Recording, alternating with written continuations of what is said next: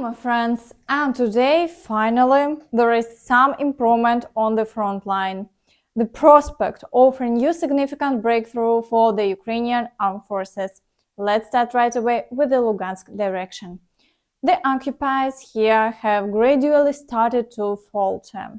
In the Kremenna area, after nearly 2 weeks of Russian attacks, they have finally halted their offensive on Senkivka.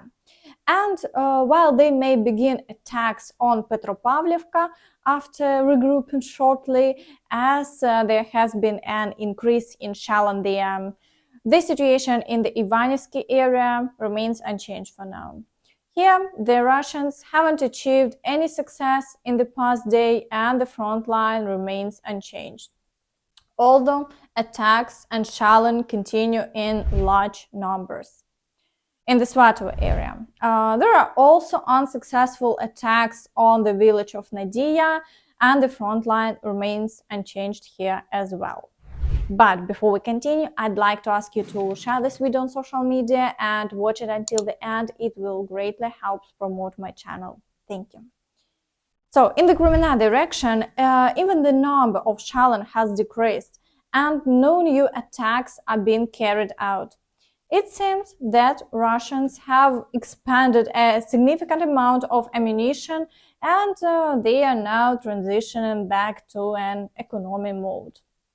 So, since their previous attacks didn't yield any success, all their grandiose plans have once again fallen flat. In the Seversk direction, the number of shelling is also decreasing and the situation is starting to stabilize. There are no new offensive actions reported and the front line remains unchanged.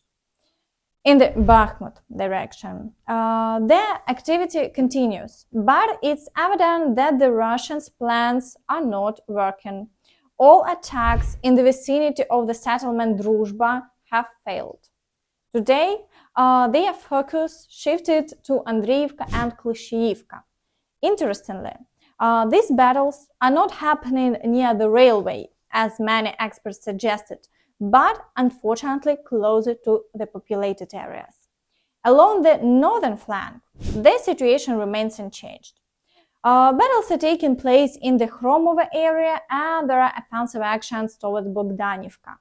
Over the past day, the Russians have made no progress and the Ukrainian Armed Forces have repelled all attacks. In the Avdiivka direction, there is no significant relief yet.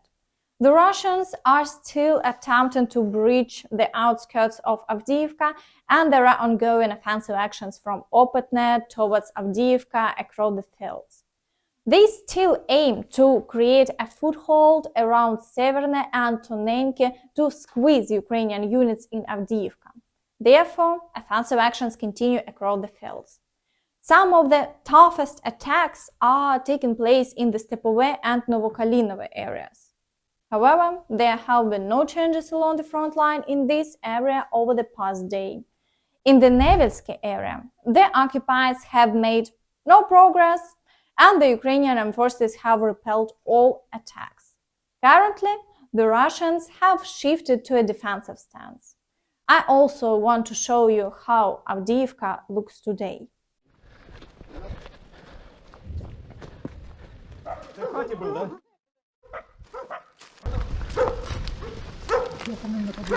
Целый? Вроде как.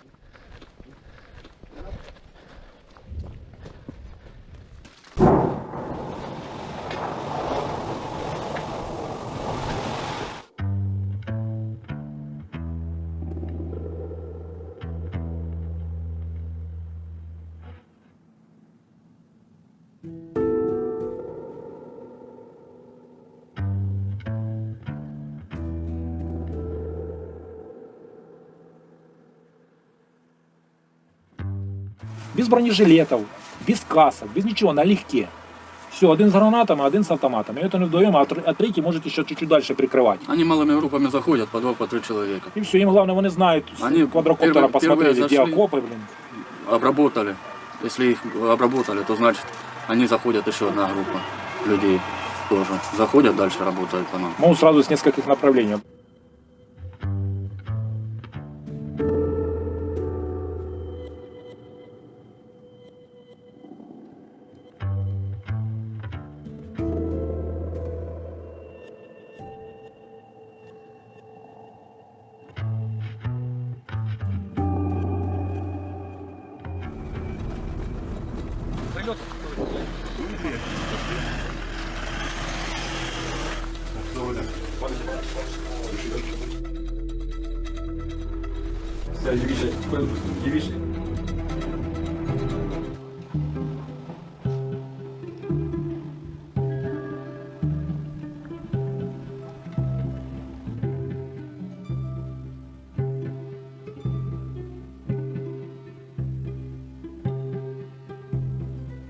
Further south, in Mariinka, battles and Havashalan continue unabated. There are renewed attacks on the village of Pobeda, and battles are ongoing on the outskirts of Novoprokopyvka. Military experts assessed that even if the Russians were to capture Avdiivka, it wouldn't provide them with a significant advantage, since the Ukrainian Armed Forces have several defensive lines. In the Vuhledar direction, the situation has also improved. The Ukrainian Armed Forces successfully repelled all Russian attacks yesterday, and by evening, offensive action ceased. The Russians were unable to advance even a meter.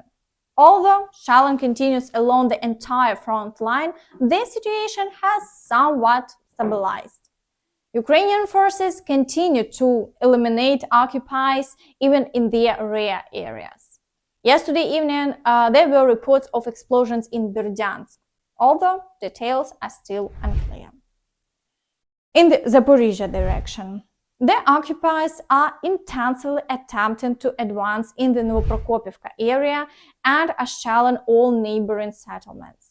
The situation is very challenging, but the Ukrainian Armed Forces are doing everything they can to repel these attacks. Nevertheless, there have been no advancements toward Tokmak, and the front line remains unchanged. In the Kherson direction, due to the increased shelling, evacuation has begun in virtually all frontline settlements. Маємо ще одне рішення про обов'язкову евакуацію у примусовий спосіб. Повний перелік населених пунктів, про які йдеться, залишаю в описі до цього звернення. Чергове, прошу батьків, почуйте мене, подумайте про майбутнє дітей, їхнє спокійне навчання, їхній емоційний стан. Домівки легко відбудувати. А як повернути здоров'я дитині? Як надолужити недоспані ночі? Як роки життя у постійному страху позначаться на майбутньому? Ваша дорога безкоштовна, а за потреби буде надано і житло. Що вас зупиняє? Бережіть дітей. Along the front line, there have been no new changes, but the Russians claim that the Ukrainian Armed Forces are preparing for an offensive. Therefore, they are also deploying troops and equipment to hold their defense. So, as I've mentioned in previous updates, there is hope that the Russians don't have the same strong fortifications in this region as they do in the Zaporizhzhia direction. If the Ukrainian Armed Forces can make a swift move here, the advance would be quite powerful. So we'll have to wait and see how the situation develops. In any case, it's clear that the initiative is on the side of the Ukrainian Armed Forces, and our units are planning to move toward Crimea. I also want to share a story with you about Victoria Sherbak, an English teacher from Balakliia, Kharkiv region, who, along with her 16-year-old daughter and husband, endured interrogation and threats from Russian so-called liberators.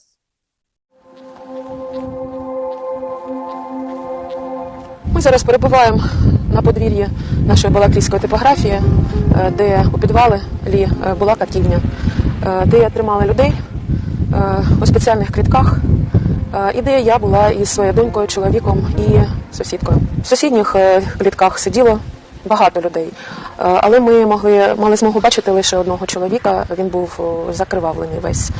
Інші були від нас закриті перегородками із ящиків, з-під снарядів. Нас сюди привезли в мішках на головах, тримало тут кілька годин. Приміщення було дуже вузьке, можливо було лише сидіти і встати. Їжі води, нічого нам не давали. Ми були кілька годин, потім нас звідси знову ж у мішках на головах перевели до в'язниці, вже, де ми перебували надалі. Honestly, I don't have much to say. However, I'd be happy to hear your thoughts in the comments. And that's all from me. Don't forget to like this video, subscribe to the channel, and hit the notification bell to stay updated on all the latest news. Thank you for watching, and see you next time. Bye bye.